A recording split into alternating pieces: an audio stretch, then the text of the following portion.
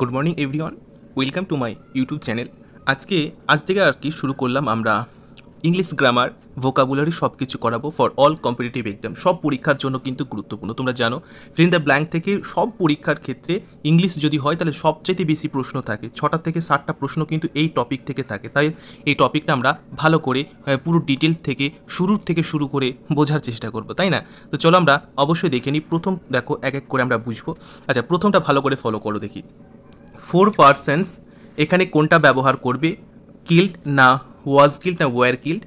Okay, when a matador van, তারপর collided was colliding with a scooter the last night. বলো প্রথমটা কি ব্যবহার করবে এবং সেকেন্ড কি ব্যবহার করবে, ভালো করে বুঝবে আগে। এখানে দেখো 4 পার্সেন্স রয়েছে। পার্সেন্স মানে বুঝতে পারছো এটা কিসে রয়েছে? এটা প্লুরালে রয়েছে। যদি তোমাদের প্লুরাল হয় মানে এটা হচ্ছে সাবজেক্ট যদি প্লুরাল হয় তাহলে ভার্বকেও অবশ্যই 100% প্লুরাল হতে হবে। তো এই তিনটের মধ্যে কোনটা প্লুরাল আমাকে বলো আগে। এখানে কিল মানে এটা দেখো, এখানে কিল তো হবেই না, কারণ এই পুরোটা এটা একটা সেন্টেন্স, মানে এটা একটা ক্লজ রয়েছে আর এখান থেকে আরেকটা হচ্ছে ক্লজ। তো এই ক্লজটা দেখো, পুরোটা এই ক্লজটা মানে এই পুরো সেন্টেন্সটা এখানে অ্যান্ড হচ্ছে। আমি দুটো পার্টে করেছি যদিও।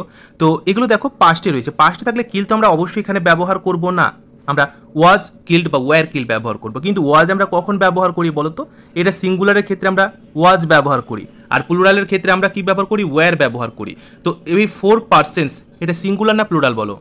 বলো, অবশ্যই ধরে ফেলেছো এটা হচ্ছে প্লুরাল। তাহলে অবশ্যই আমরা ওয়ার আমরা প্লুরালের ক্ষেত্রে ব্যবহার করি, এই কারণে আমরা এই অপশনটাকে চুজ করব যে ওয়ার কিল্ড আমরা এখানে ব্যবহার করব। তাহলে 4 persons war killed. Okay, when যখন এ ম্যাটাডোর মানে 4% কিল্ড মানে মারা গিয়েছিল। কখন? হোয়েন এ ম্যাটাডোর ভ্যান যখন একটি ম্যাটাডোর ভ্যান কি হয়েছিল বলো?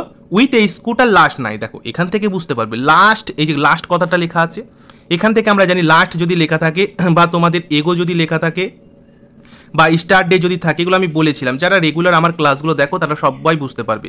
স্টার্ট ডে, ঠিক আছে, লাস্ট, এগো, স্টার্ট ডে এগুলো যদি থাকে বা প্রিভিয়াস, তাহলে আমরা চোখ বন্ধ করে এটা কিসে ব্যবহার করবো? আমরা সিম্পল পাস্টে ব্যবহার করব, সিম্পল পাস্ট। ঠিক আছে, আর সিম্পল পাস্টের নিয়ম হচ্ছে অবশ্যই আমরা ভার্বের সেকেন্ড ফর্ম ব্যবহার করব। সিম্পল পাস্টের নিয়ম হচ্ছে ভার্বের সেকেন্ড ফর্ম ব্যবহার আমাদের করতে হবে। তো সেখানে কলিডেড ওয়াজ কলিডিং কোনটা?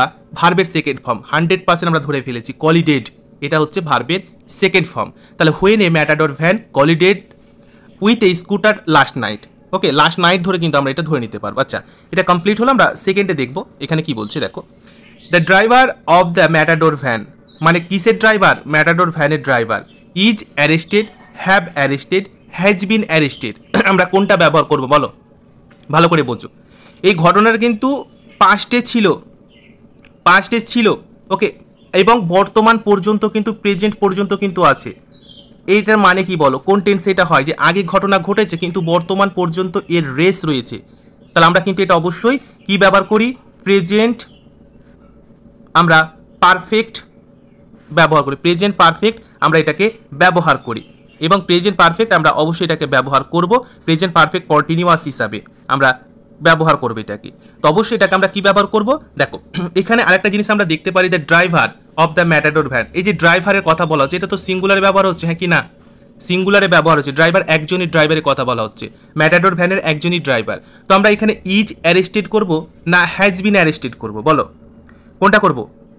আমরা তো হ্যাভ অ্যারেস্টেড করবো না, কারণ এটা হচ্ছে হ্যাভ আমরা প্লুরালের ক্ষেত্রে ব্যবহার করি। কোনটা ব্যবহার করবো বলো? পুরো ডিটেলভাবে বুঝতে হবে, একদম গোড়া থেকে বুঝতে হবে, তাহলে দেখবে খুবই সহজ বলে মনে হবে। যে কোনো পরীক্ষার ক্ষেত্রে আপকামিং বা কম্পিটিটিভ এক্সাম যাই থাকো না কেন এইভাবে বুঝতে হবে, তাহলে দেখবে খুবই সহজ হবে। ওকে, ধরে ফেলেছো যারা মোটামুটি একটু জানো, যারা রেগুলার বেসিস আমার ক্লাসগুলো করো তারা ঠিক ধরে। হ্যাজ বিন অ্যারেস্টেড হবে কেন? হ্যাজ কেন ব্যবহার করি? হ্যাজ আমরা সিঙ্গুলারের ক্ষেত্রে ব্যবহার করি, হ্যাভ আমরা ব্যবহার করি প্লুরালের ক্ষেত্রে। এই কারণে আমরা হ্যাভ না ব্যবহার করে হ্যাজ ব্যবহার করে হ্যাজ বিন অ্যারেস্টেড আমরা অবশ্যই এখানে ব্যবহার করব। ঠিক আছে, এইভাবে রেগুলার বেসিস 8টা 30 মিনিটের ক্লাসগুলো তোমরা দেখবে, এবং আরও ক্লাস পাওয়ার জন্য লাইক সাবস্ক্রাইব করে রাখো পরবর্তী ক্লাসের জন্য।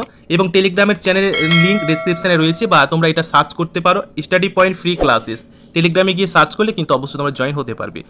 প্রতিদিন 8টা 30 মিনিটের ক্লাসগুলো দেখো, দেখবে ইংলিশটা অনেকটা তুমি ইমপ্রুভ করতে পারবে। 1 মাস ক্লাস দেখলে কিন্তু অনেকটা বুঝতে পারবে। ভালো থেকো, ক্লাসগুলো ভালো লাগলে অবশ্যই লাইক সাবস্ক্রাইব করে রেখো। All the best and best of luck.